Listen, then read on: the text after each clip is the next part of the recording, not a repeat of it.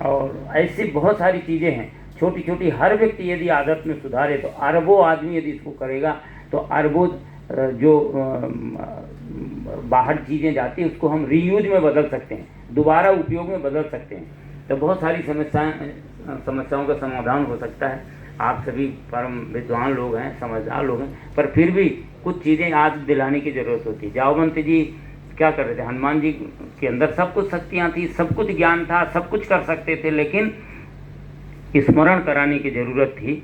इसलिए जामवंत जी को खड़ा किया गया, जामवंत जी ने याद दिलाया हनुमान जी को, तो उस काम को करने लगे।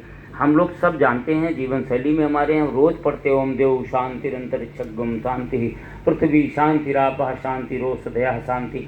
सब में पवित्रता और शांति की कल्पना हमारे स्वभाव में था। हमारी पर्यावरण जीवन का अंग था। हमारे यहाँ ये कहा गया, रघुवंश में आता है कि महाराज दिलीप के समय काल में ऐसा कोई छत नहीं थी जिसके नीचे यज्ञ नहीं होता था। और यज्ञ क्या है? पर्यावरण संशोधन की सबसे शानदार तकनीकी है।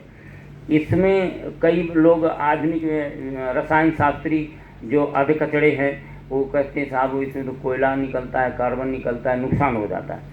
लेकिन विषस्य विषमस औषधि, विष ही विष की औषधि होती है। होम्योपैथी का सिद्धांत है ना कि विष की दवा विष ही होती है। वैसे भी कोबरा काटता है तो कोबरा ही उसकी दवा होती है, उसी का इंजेक्शन लगाया जाता है। तो वैसे ही जो कार्बन वातावरण में है या हानिकारक कार्बन है उसको पॉजिटिव कार्बन में निगेटिव जो आयंस हैं उनकी संख्या को बढ़ा देना और उस कार्बन को निगलेक्ट कर देना, ये यज्ञपैथी का सिद्धांत रहा है।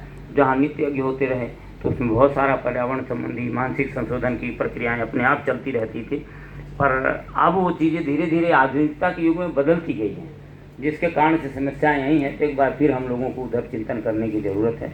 इन बातों के साथ अपनी बात को समाप्त करते हैं। ओम शांति शांति।